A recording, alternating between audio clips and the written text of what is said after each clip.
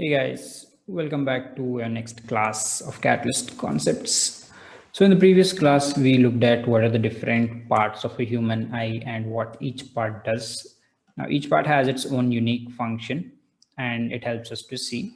But today we are only going to talk about the parts that are concerned to us in physics. Okay, those two parts being the lens and the ciliary muscles. Okay. Lens primarily, but the ciliary muscles help in the functioning part. Okay. Now, as we saw yesterday, we said that the ciliary muscles will adjust the size of the lens. Okay. Now, when they adjust the size of the lens, they're doing that so that the focal length of the lens will change. Okay.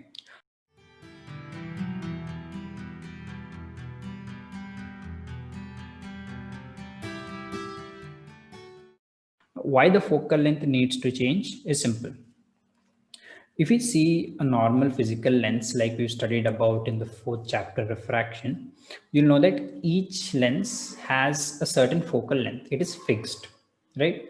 Meaning, if light falls from infinity on that lens, it will always meet at that length.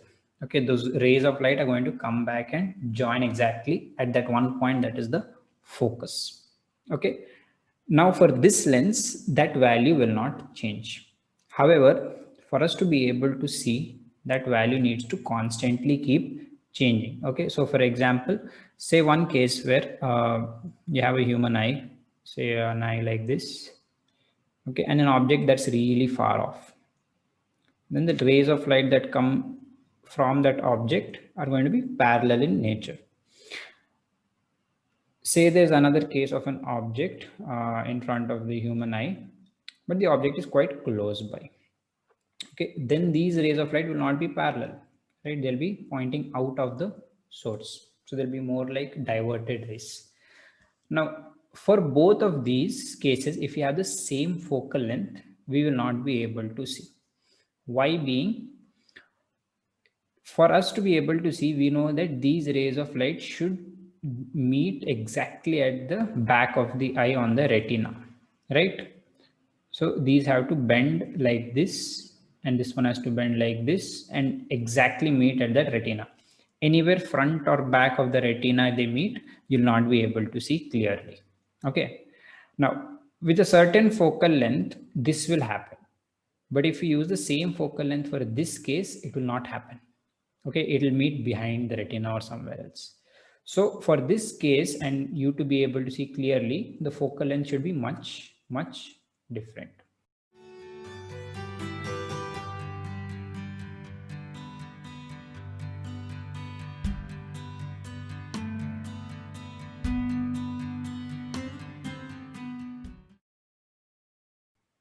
Okay, so we'll discuss these two cases. Basically, the first case being when you're looking at an object that is far away, all right, and the second case is when you're looking at an object that is close by, all right. So we're going to do a little bit of mathematics here. Just follow through. Okay, now when the object is really far, we say that the lens will have the maximum focal length. Okay, so we say max focal length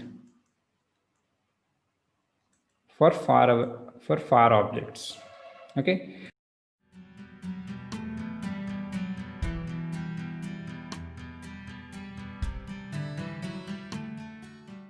yesterday I made a small mistake when I told you that when you're looking at an object that's far, your ciliary muscles will be contracting, but it's the other way around. They'll be relaxing. Okay, they'll be relaxing and pull the lens thin. That is when you'll get the maximum focal length, and the opposite for the other side. Okay, now in this first case, we know that this lens is here, object is on this side, image is on this side. Can I say that this distance is nothing but the image distance? The size of your eyeball will be the image distance because it has to form exactly at the back of your eyeball. And this distance is nothing but your object distance, your u, right? Now, if you remember, for lenses, we had something called lens formula, right? Lens formula told us that 1 by f equals to 1 by v minus 1 by u. Now, if I want to find out, I can use the lens formula here, because technically your eye is still a convex lens or a biconvex lens.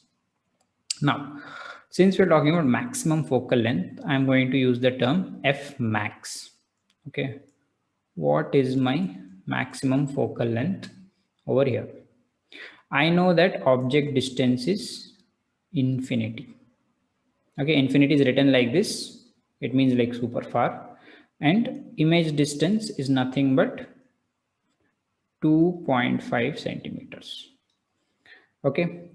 If you know why I'm saying 2.5 centimeters is because yesterday I told you the size of the eyeball is 2.5 centimeters, right? In the average healthy human has a 2.5 centimeters. So this V, this distance between the lens and the retina is going to be 2.5 centimeters. Okay, that's why I took 2.5 centimeters.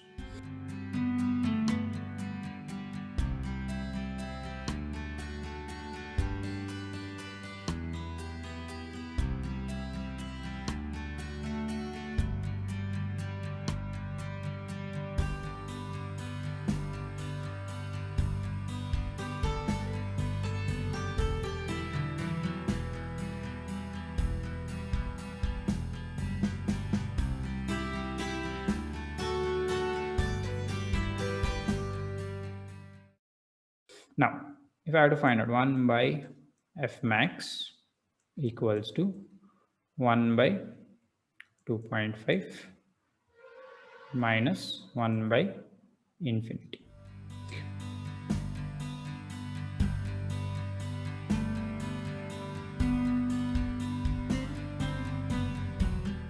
Okay, but since the object is on this side, if you use sign convention from what we had learned previously, it will technically be minus infinity.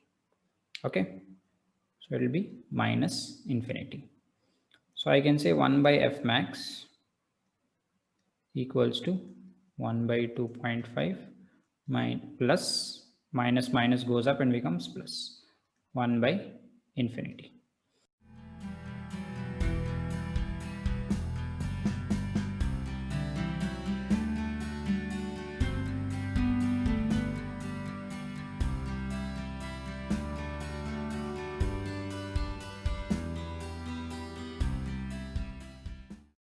Now the value of 1 by infinity is nothing but 0. Okay, so I can say that 1 by f max equals to 1 by 2.5 plus 0, and anything plus 0 doesn't change, right? So I can say 1 by f max equals to 1 by 2.5. Reciprocate it and you'll get maximum focal length equals to 2.5 centimeters. This is the first key thing that we learned today.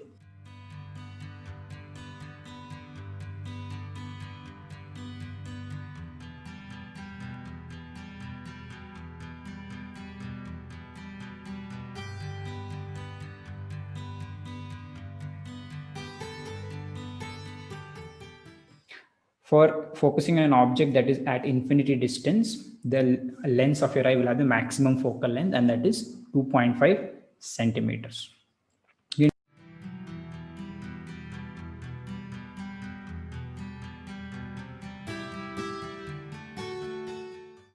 makes sense because your lens is going to be thin enough that it doesn't count. It should be front to back, whole 2.5 centimeters of focal length.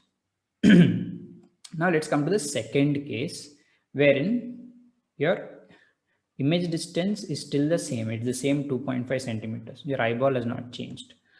But what is the object distance here? Okay. Now there can be any object distance between infinity and as close as you can see, but we'll take the least distance. Okay, least distance of distinct vision. That is basically any closer than that, you will not be able to see the object. And we also studied about that. We know that the value for that is 25 centimeters. if you recollect, right? Anything closer than that, you cannot see the object.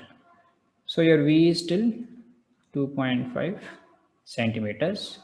And like I said, this is the minimum focal length. Okay. Minimum focal length for near objects. Now, so what is my F minimum? I simply need to calculate using the same formula.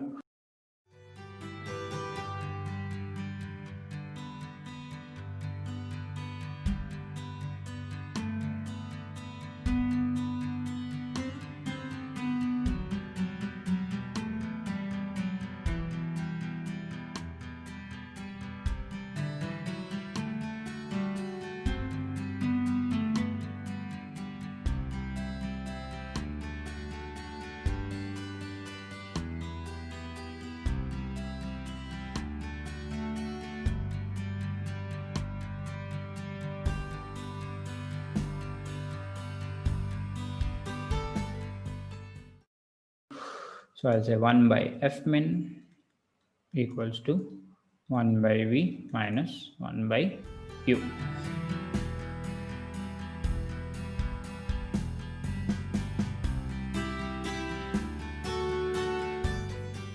Now again, sign convention, if I use, my U is on the left side, so I'm going to take it as negative.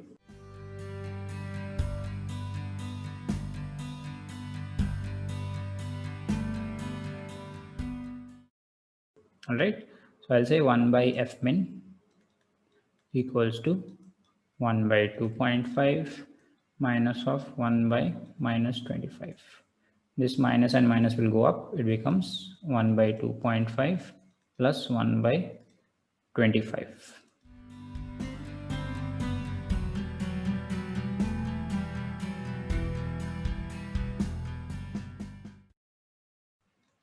One by F min equals to, all right?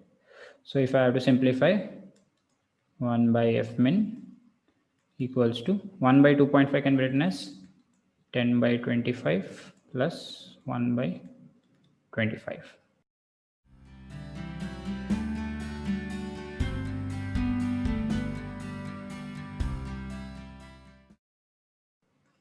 Right. So since the the denominator is the same, I can simply add the numerators 11 by 25. Now simply reciprocate. F min is nothing but 25 divided by 11. If you do this calculation, you should get F min equals to 2.27 centimeters, our second most important value for today. Okay.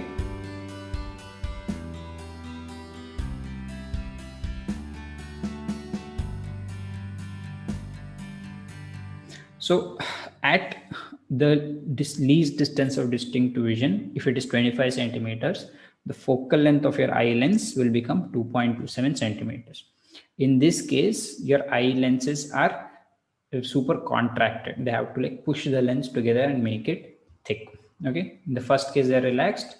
In the second case, they are contracted. Okay. So I'm just trying to tell you clearly from where I messed up yesterday. Okay. So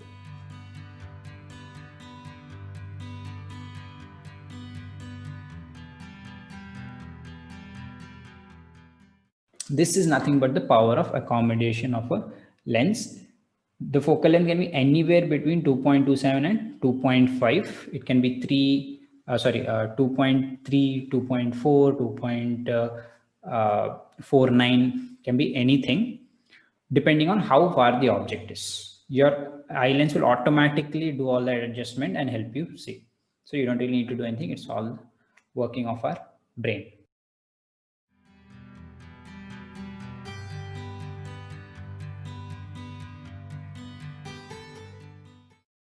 All right, so that's it for today. Your main takeaway being what's the power of accommodation and the maximum minimum focal length. Anything beyond these ranges, you'll not be able to see if the object needs that much of focal length. Okay, if there's something that needs focal length less than 2.27, You won't be able to see more than 2.5. You'll not be able to see. That's just the limitation of our eye lens. Okay. So that's about it for today. Thank you so much, and I'm going to see you in the next class.